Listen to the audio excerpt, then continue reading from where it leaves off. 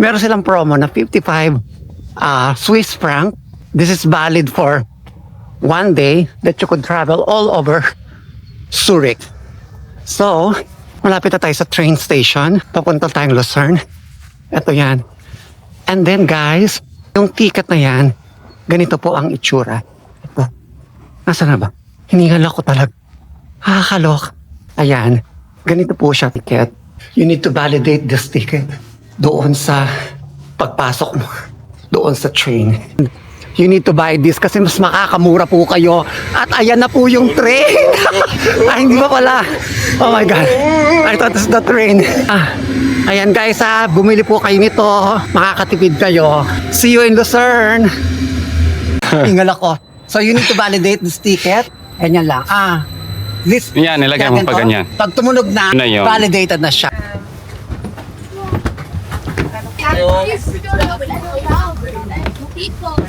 Ang dami naman ba?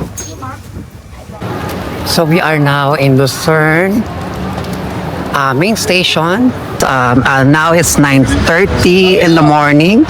So there's not much people. So that's the best advice that I could do is to go early here in Lucerne so you could see a lot of things.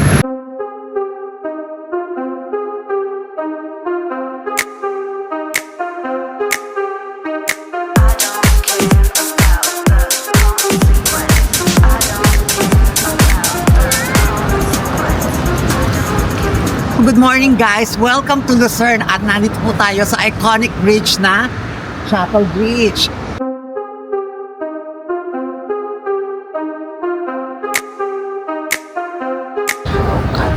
Ayan, papasok na po tayo ngayon dito sa Chapel Bridge. I will show you kung ano po ang itsura niya. This is made of woods. I'm not sure kung anong klaseng woods but look at this. Meron siya mga painting doon sa ceiling. And it's so beautiful yung mga painting niya. And it's still early in the morning. Magte-10 pa lang. So wala pa masyadong turista.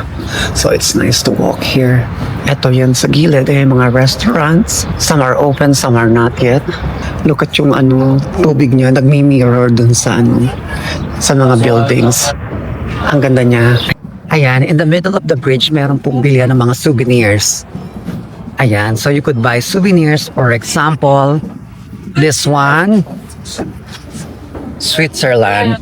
Ito yung yung kalembang ng mga cow for ang mahal.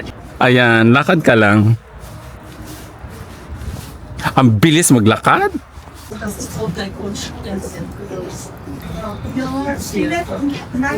If you want to be solo, na walang masyadong background sa inyong picture, you need to wake up early to enjoy Lucerne.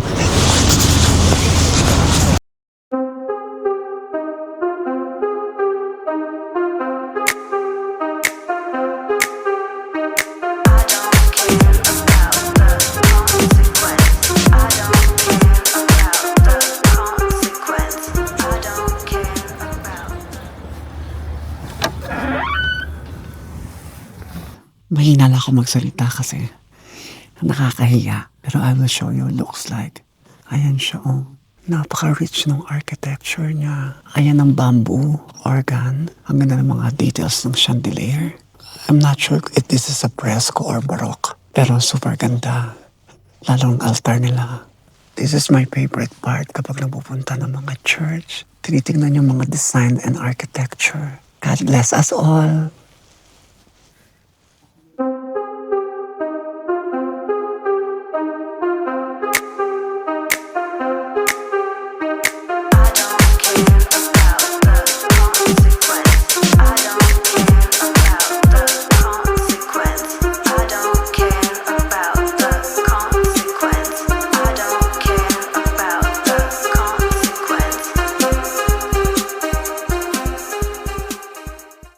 Say hi to camera. Hi.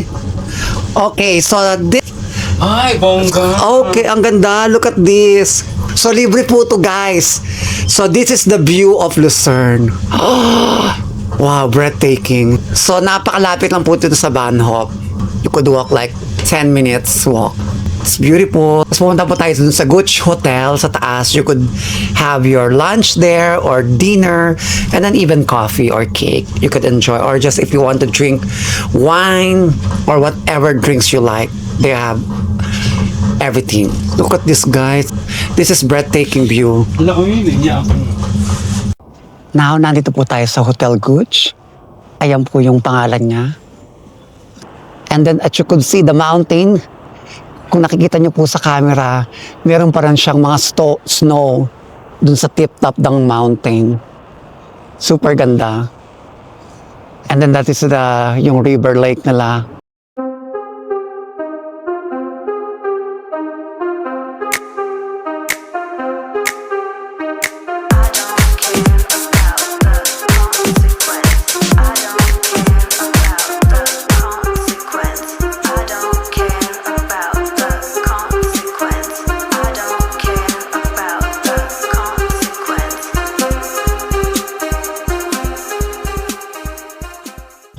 Hi guys, so andito tayo ngayon sa one of the oldest restaurant, ang Old Swiss House. So today is sarado, pero alam nyo ba guys, when you eat there inside, they make it in front of you. So interesting. So if you are visiting here in Lucerne, visit the Old Swiss House kasi ginagawa nila yung wiener. Yun yung sausages, ginagawa in front of you. Diyan yun.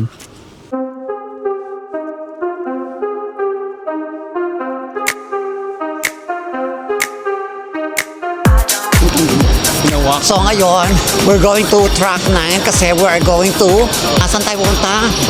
Burn. We're going to burn, baby burn. Tanungin ko rito kay kuya kung saan ang papuntang burn. Kuya, wag po. So this is the train, guys. So we have this train going to Bern, and it's gonna be like 1 hour and 30 minutes because hindi natin nakuha yung direct train. So this is the train looks like. Guys, meron tayo na magandang pwesto. So guys, we just arrived in time kasi in a few minutes aalis na yung train going to Bern. So tapos na yung itinerary natin here in Lucerne. So we head up to Bern. See you in a while. Po tayo sa Bern. Kalalabas lang natin ng main station. And then let's go to the sightseeing tour. Tawid na lang ng tawid. Ang masagasaan. Sakay na tayo nito. Ay, sorry. Ito? Oo. Okay. So let's take a trip. Alam nyo na kung saan tayo pupunta. Andito ang National Bank of Switzerland. Nandyan ang lahat ng gold reserve.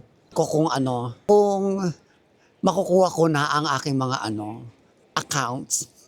So guys, after nyong pumunta dun sa parliament, dito sa gilid, andito yung makikita nyong iconic view. Super ganda ng view dito. Kasi dun yung makikita yung bridge. Ayan, papakita ko sa inyo. Ayan siya. So maraming mga nakaupo rito, mga estudyante. Some are also tourists. Are just enjoying the sun. Love it. Mostly today is para puro mga estudyante yung mga nakatambay. Ayan. So, this is the view. Look at this view. Ang lahat ng mga fountain, yung mga ganito makikita nyo rito sa Switzerland, pwede siyang inumin. So, itatry natin. Oh my God, paano? Ang hirap ha, the challenge. So, gaganyan mo yung bibig mo. In fairness, ang sarap ha. So fresh. So fresh. Galing siya sa mountain. Mountain of Alps. Ang sarap. At malamig siya. Guys, look at it. Ang details niya kakaiba. May tumutugtog ng orca. Ang ganda ng ceiling.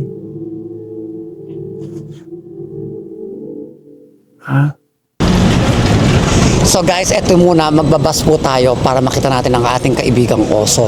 Kasi nakakapagod. Guys, lalapitan natin yung mga bear. Pero bawal silang hawakan, bawal din pakainin. So we will go down. Yes, we will go down there sa baba. Yan. So samahan nyo ako. Tayo pababa. Ayan.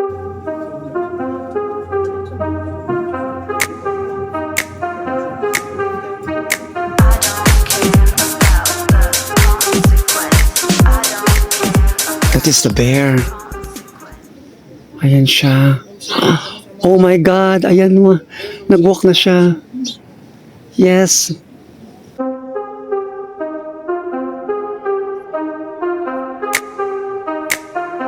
Si Mama Bear, si Papa Bear.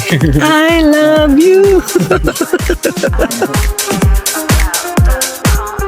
Ay, nakikita niyo po yung mga pangalan dyan sa baba. Meron yung mga pangalan. Sila po yung nagtulong gumawa ng Park Beren. Meron silang office dito na pwede po kayong matulog with a bear. I mean, may window. Ayan, may window. Bear. Yan, tapos dito po kayo mag-check-in sa Sol House. Ayan, dito po. Ayan. So tatawid po tayo. Ay! Diyos ko nakita. Ang taas pala. Nagulat ako. Akala ko nahulog na ako sa sapa. Hello guys, nandito po tayo sa Sitlog Club. Guys, finally, nakita ko na yung kapatid ko. Nandito lang pala sa Bern, Switzerland. So halika, kilalanin natin siya. No. Ito pala yung aking kapatid na si Giraffe B. At ako naman po si Cassandra B. Magkakulay kami. Di ba? O, pak. Siyempre, hindi tayo magpapatalo sa photo shooting. Chak. So, nandito tayo sa bridge ngayon.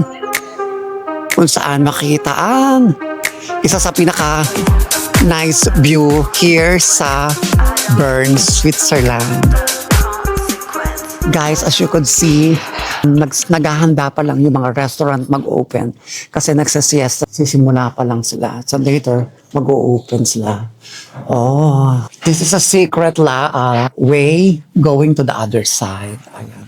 This is interesting, ha? Let's see kung saan tayo lalabas, kung anong lugar. Baka paglabas natin, Africa. Hi guys, look at this. Ang ganda ng view dito sa taas. So, ayan o, coming from there, yung water. Tapos, ayun yung bridge doon. Pwede maglakad-lakad doon to enjoy the view. And this is all residential. Look at this kung gaano ko kataas. Nakakalula. Hanggang doon. Hi guys! If you like this video, please like, share, and could subscribe at mag-comment na rin kayo down below. This is your Cassandra B and see you in my next video. Bye!